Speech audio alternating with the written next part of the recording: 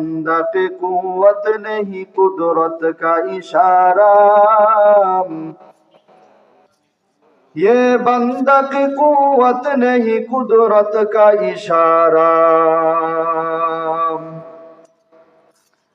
ऐ मर्द खिरत तर्क मासी की जरूरत, अब सोहबत साले की सवा कोई नहीं चारा, अब सोहबत साले की सवा कोई नहीं चारा।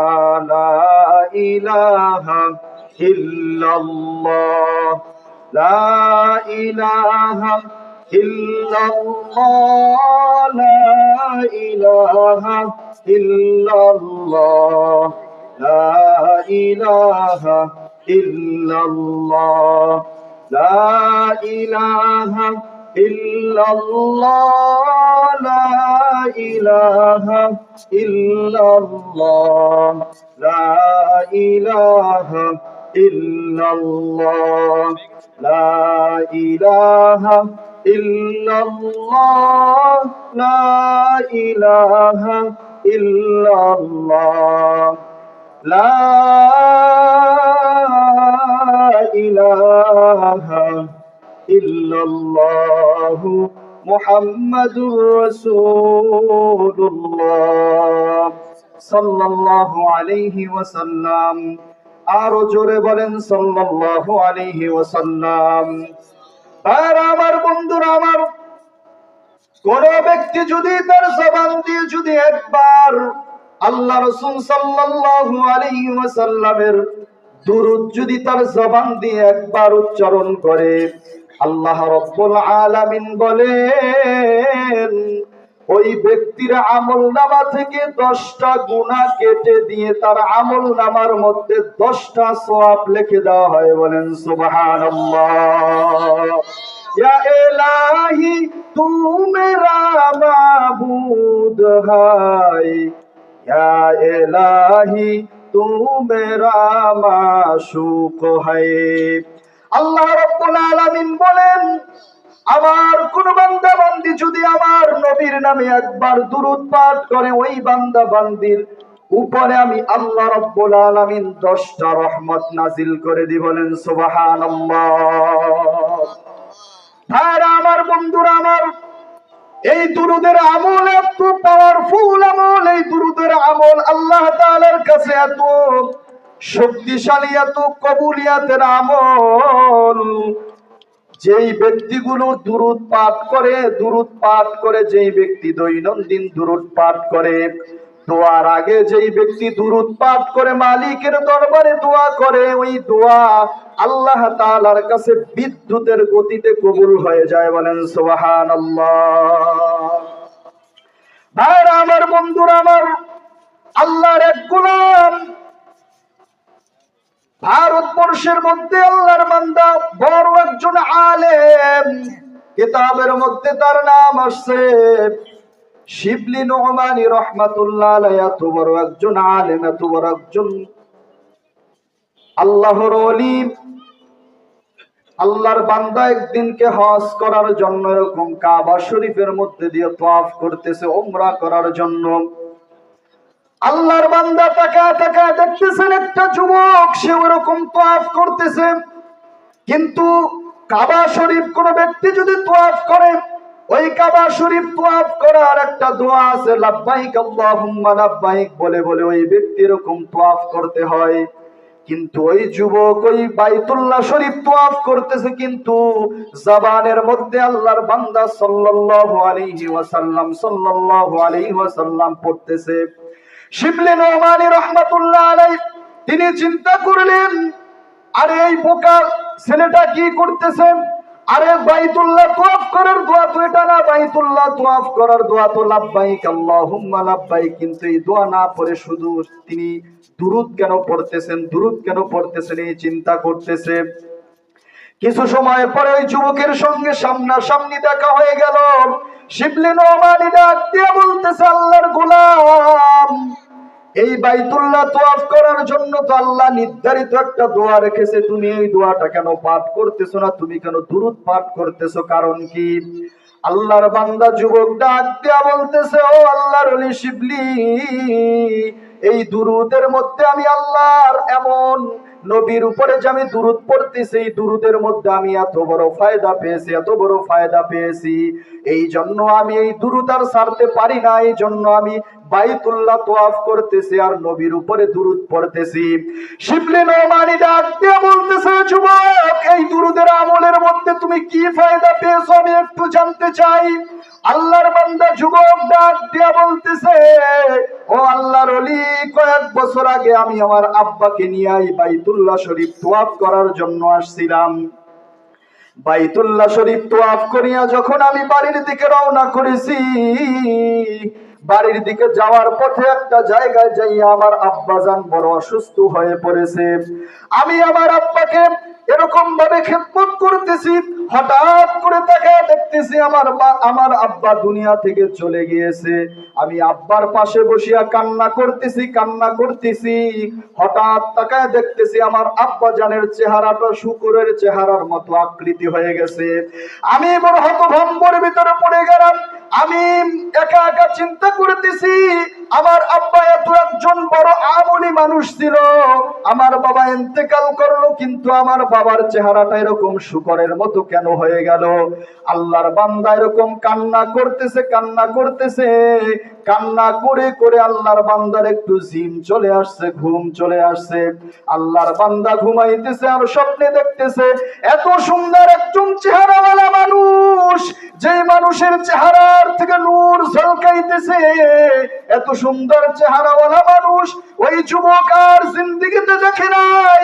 ওই যুবক আসিয়া ওই যুবকের এরকম বাবার মাথার উপর থেকে কাপড়টা সরাইয়া তার চেহারার উপর একটা মলা দিল, একটা ডলা দিল। ডলা দেওয়ার সাথে সাথে ওই যুবকের বাবার চেহারাটা পূর্ণিমার চাঁদের মতো উজ্জ্বল হয়ে গেছে। বলেন আল্লাহু আকবার। আল্লাহর বান্দা ঘুমন্ত অবস্থায় দেখতেছেন এরকম অলৌকিক ঘটনা হইতেছে।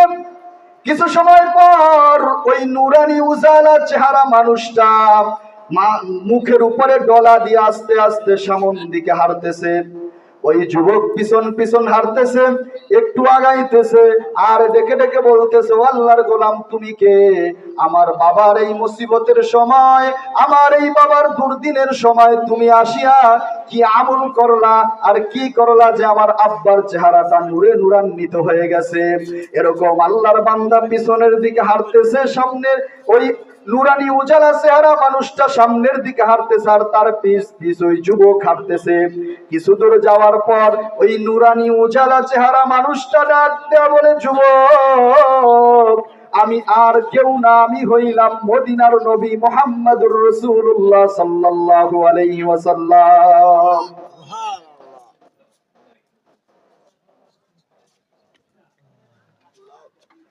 আল্লাহর বান্দা এই চিন্তা করে করে ডাক দেয়া বলতেছে, ও নবী, আমার আব্বার চেহারা এরকম হয়ে যাওয়ার কারণ কি আমি আপনার কাছে একটু জানতে চাই। আল্লাহর বান্দা এই প্রশ্ন করার পরে নবী করিম সাল্লাল্লাহু আলাইহি ওয়াসাল্লাম ডাক দেয়া বলতেছেন, ও যুবক, তোমার বাবা আমি নবীর উপরে দৈনন্দিন 300 বার দুরূদ পাঠ করত, কিন্তু আজকে আমি নবীর কাছে দুরূদ আসতেছে না।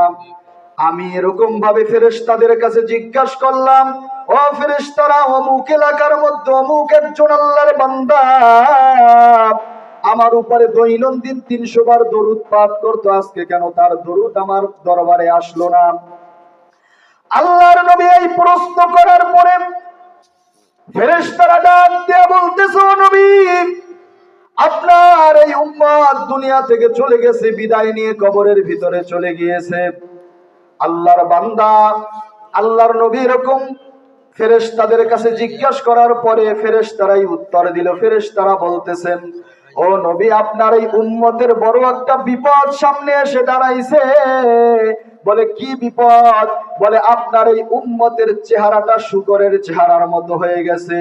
এবার নবী ডাক দেয়া বলতেছে, যুবক, আমি আমার এই উম্মতের বিপদের কথা শুনিয়া আমি ওই মদিনার মধ্যে থাকতে পারলাম না, আমি মদিনা থেকে চলে আসছি আমার উম্মতের এই বিপদের মুহূর্তে তার পাশে আমি চলে আসছি।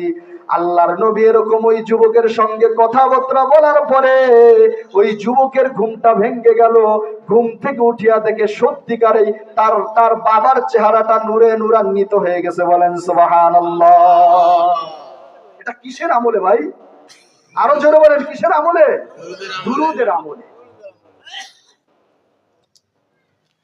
ভাইরা আমার, বন্ধুরা আমার, দুরূদের আমল আল্লাহ তাআলার কাছে এত একটা গ্রহণযোগ্য আমল, এত একটা পছন্দনীয় আমল, আমি যদি বলতে থাকি একটার পরে একটা বলতে পারবো, তারপরেও শেষ হবে না। দালায়েল খায়রাত নামের একটা কিতাবের মধ্যে, ওই কিতাবটার লেখক হইছেন সুলাইমান জাযুলি রাহমাতুল্লাহ আলাইহি। তিনি একজন ইমাম ছিলেন, তিনি একজন বড় একজন শাইখুল হাদিস ছিলেন। এলাকার মধ্যে ঘুরে ঘুরে ঘুরে ঘুরে এরকম হাদিস অন্বেষণ করতেন। আল্লাহর বান্দা এরকম মরক্কো একটা দেশের মধ্যে একটা জায়গা দিয়ে এরকম হাদিস অন্বেষণ করার জন্য ঘুরতেছে। হঠাৎ করে তাকায় দেখতেছে যে তার নামাজের সময় হয়ে গেছে। কিসের সময় হয়ে গেছে ভাই? আর জোরে বলেন, কিসের সময় হয়ে গেছে? নামাজের সময় হয়ে গেছে। ওই সকল আল্লাহর ওলিরা নামাজের সময় হয়ে গেলে তাদের চেহারাটা এত সুন্দর, মানে বিবর্ণ হয়ে যেত, তারা অস্থির হয়ে যেত কিভাবে তাড়াতাড়ি তারা নামাজ পড়বে।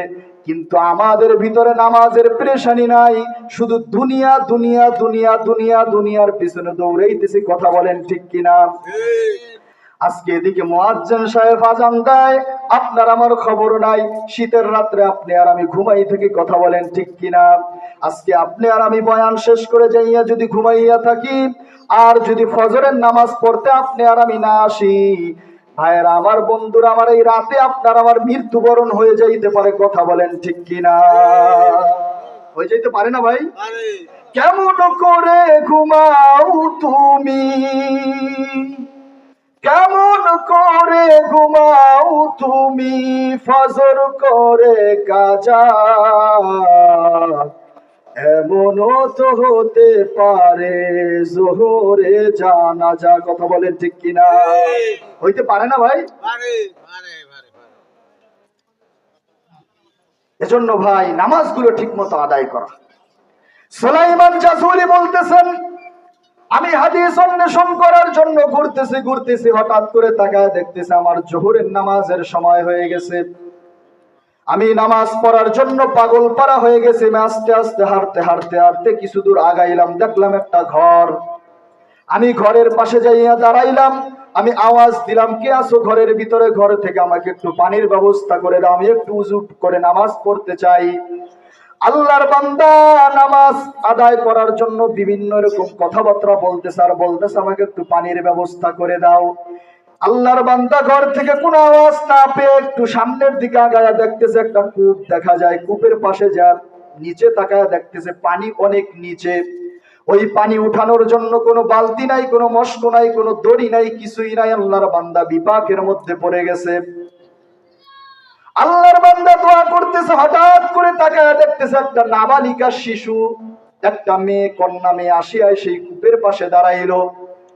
সুলাইমান জাযুলির চেহারার দিকে তাকায় বলতেছে, আল্লাহর গোলাম, তোমার কি সমস্যা? বলে, আমি এই পানি নেওয়ার জন্য এই জায়গায় আসছি, কিন্তু পানি তো অনেক নিচে।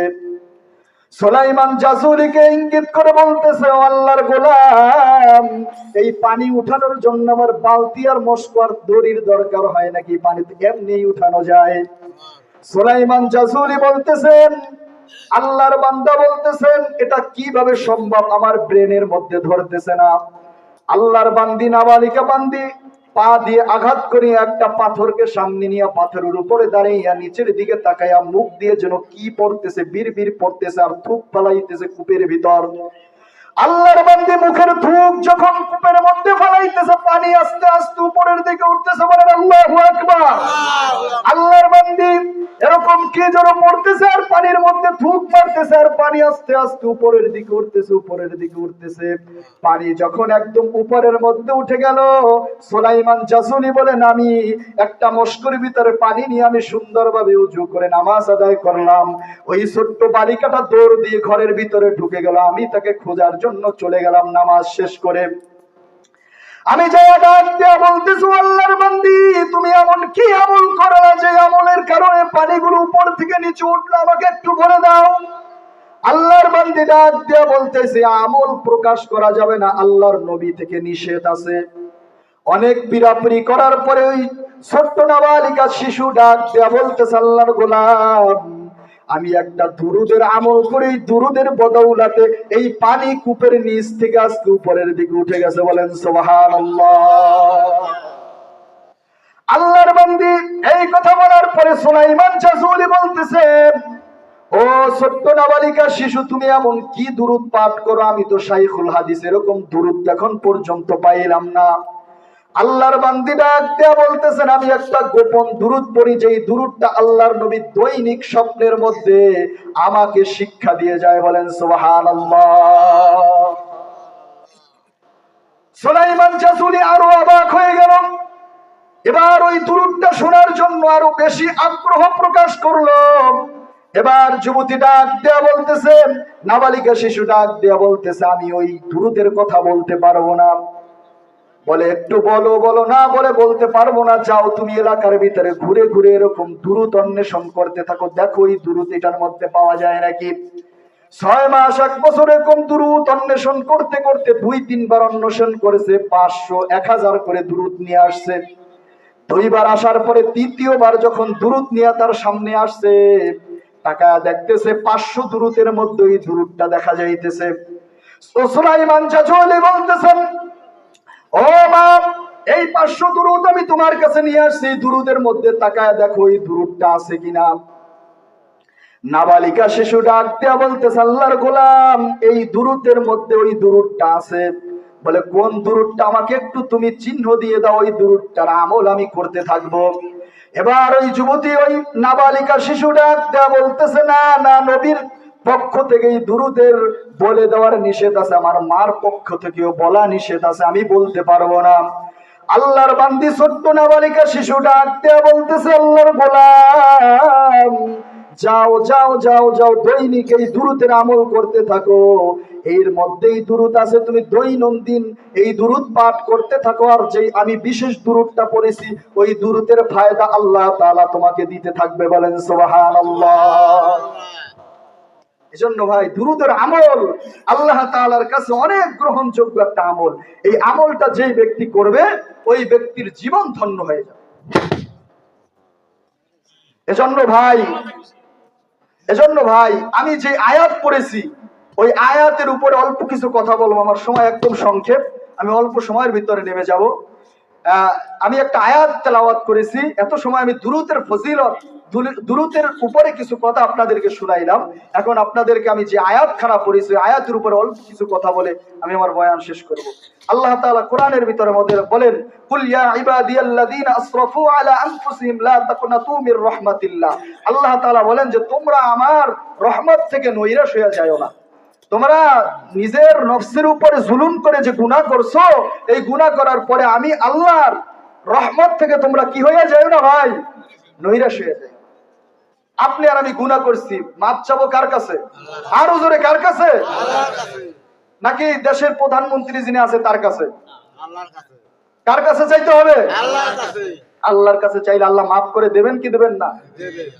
ভাইরা আমার, বন্ধুরা আমার, আপনি আর আমি গুনাহ করেছি, গুনাহ করার পরে মালিকের কাছে যদি আপনি আর আমি মাফ চাইতে পারি, আল্লাহ তাআলা আমাদেরকে মাফ করার ক্ষমতা রাখেন। কথা বলেন ঠিক কিনা? ঠিক। ওমর ফারুক রাদিয়াল্লাহু তাআলা একজন জলিলুল কদর সাহাবী, জালালিয়া মেজাজের একজন সাহাবী ছিলেন। তিনি যদি কোনো রাস্তা দিয়ে হাইটা যাইতেন 40 দিন পর্যন্ত শয়তান ওই রাস্তা দিয়ে হাঁটতো না, এত ক্ষমতা ছিল।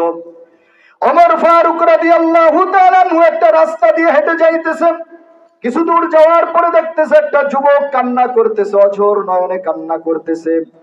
আল্লাহর বান্দা নবীর সাহাবী ওমর ফারুক রাদিয়াল্লাহু তাআলা আনহু বলতেছেন, হে যুবক, তুমি কেন কান্না করতেছো? আমার কাছে একটু জানায়া দাও, আমি নবীর দরবারে যাইতেছি, নবীর কাছে তোমার কান্নার ব্যাপারে আমি একটু সুপারিশ করব।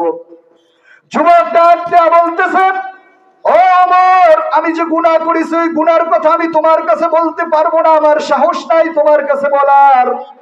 ওমর ফারুক সেও কান্না করতেছে, কান্না করে করে নবীর দরবারে চলে গেছে।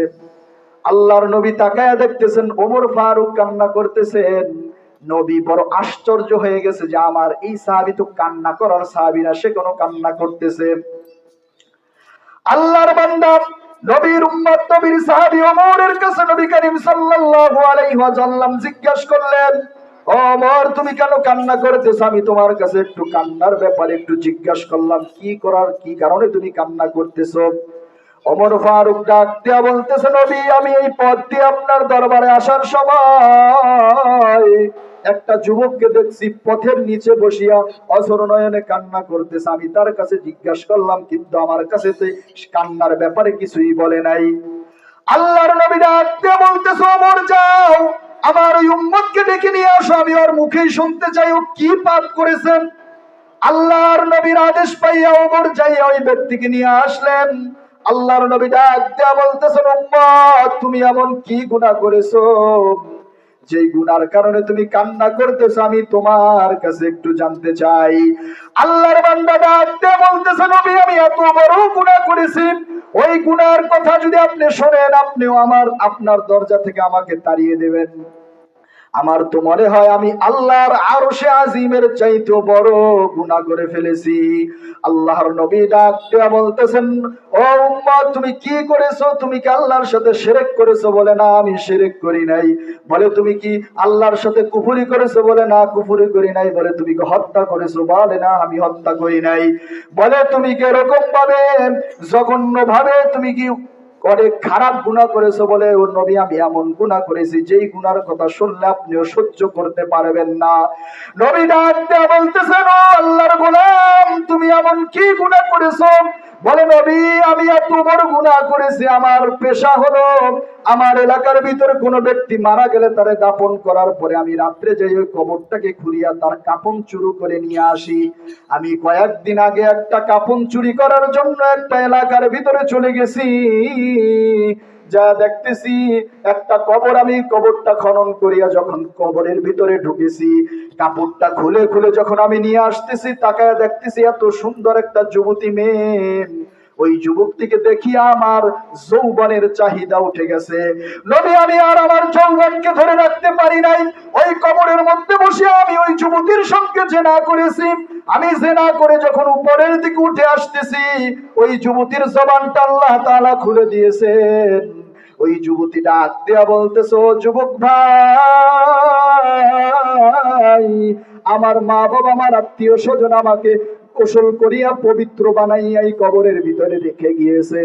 তুমি আজকে আমার কাপন চুরি করে নিয়ে গেলাম, আর তুমি আমাকে নাপাক অবস্থায় রেখে গেলা। এই জায়গায় যত লাশ আছে সমস্ত লাশের মধ্যে আমি হইলাম অপবিত্র, আমি হইলাম নাপাক। ওই যুবক বলতেছে, ও নবী, আমি এরকম ভাবে চলে আসলাম। চলে আসার পরে আমি দীর্ঘদিন কান্না করতেছি মালিকের দরবারে। আল্লাহর নবী এই কথা শুনিয়া বলতেছেন, ও উম্মত, তুমি যে গুনাহ করেছো এই গুনাহ আল্লাহ মাফ করবেন কিনা আমি বলতে পারি না। আল্লাহর বান্দা এরকম এর হতভম্ব হইয়া আশা ছেড়ে দিয়ে নবীর দরজা থেকে চলে গেল। একটা পাহাড়ের মধ্যে যাইয়া 40 দিন পর্যন্ত কান্না করেছেন। সাইয়্যিদুল ইস্তিগফার পরে পরে নবী আল্লাহর কাছে কান্না করেছেন। ওই কান্নাগুলো আল্লাহ তাআলার কাছে এত পছন্দ হয়েছে যুবক, আল্লাহ জিবরাইলকে পাঠাইয়া বলতেছেন, ও জিবরাইল, যাও যাও আমার নবীর দরজায় চলে যাও। আমার নবীর কাছে 2টা প্রশ্ন করার পরে এরপরে এই যুবকের মাপের ব্যাপারে, ক্ষমা করে দেওয়ার ব্যাপারে নবীর কাছে বলে দিবা। তারপরে এই নবীর কাছে তুমি বলে দিয়ে আসবা যে আমি আমার এই বান্দাকে মাফ করে দিয়েছি। আল্লাহর ফেরেশতা জিবরাইল আলাইহিস সালাতু ওয়াস সালাম নবীর কাছে আসিয়া 2টা প্রশ্ন করছে। কয়টা প্রশ্ন ভাই? আরো জোরে বলেন, কয়টা? 2টা। আল্লাহর ফেরেশতা জিবরাইল আসিয়া বলতেছেন, নবী, এই আসমান আর জমিনের মধ্যে যা কিছু আছে, আসমান আর জমিনকে সৃষ্টি করেছেন। নবী বলতেছেন এই আসমান জমিন সব কিছু আমার আল্লাহ তাআলা সৃষ্টি করেছেন। আল্লাযী জাআলা লাকুমুল আরদা ফিরাশা ওয়াস সামাআ বিনাআ। আল্লাহর নবী ডাক দিয়ে বলতেছেন, ও আমার বন্ধু জিবরাইল, এই আসমানের উপরে, আসমানের নিচে, জমিনের উপরে যা কিছু আছে সব কিছু সৃষ্টি করেছেন আমার আল্লাহ। এবার জিবরাইল ডাক দিয়া বলতেছেন, নবী, দ্বিতীয় নাম্বার প্রশ্ন হয়েছে, এই আসমান আর জমিনের মধ্যে যারা আছে তাদের রিজিকের ফয়সালা কে করে দেয় বলেন? আরো জোরে বলেন, কে করে? আল্লাহ রাব্বুল আলামিন রিজিকের ফয়সালা করে দেয়। ওয়ামা মিন দাব্বাতিন ফিল আরদি ইল্লা আলাল্লাহি রিজকুহা। আল্লাহর নবী ডাক দিয়ে বলতেছেন, ও জিবরাইল ভাই, এই আসমানের নিচে জমিনের উপরে যারা আছে সব সৃষ্টি করেছেন আমার আল্লাহ। সব কিছুর রিজিকের ফয়সালা আমার আল্লাহ তাআলার পক্ষ থেকে আসে। জিবরাইল ডাক দিয়া বলতেছে, ও নবী, আসমানের নিচে জমিনের উপরে যারা আছে তাদের রিজিকের ফয়সালা যদি আল্লাহ করে দিতে পারে, আর ওই একজন যুবককে আমার আল্লাহ মাফ করে দিতে পারে, ওই যুবকের ব্যাপারে আমার কাছে, আপনার কাছে খবর পাঠাইছেন, যান যান একজন সাহাবী দিয়ে তাকে ডেকে নিয়ে আসেন, আল্লাহ তাআলা ওই ব্যক্তিকে মাফ করে দিয়েছে। বলেন সুবহানাল্লাহ।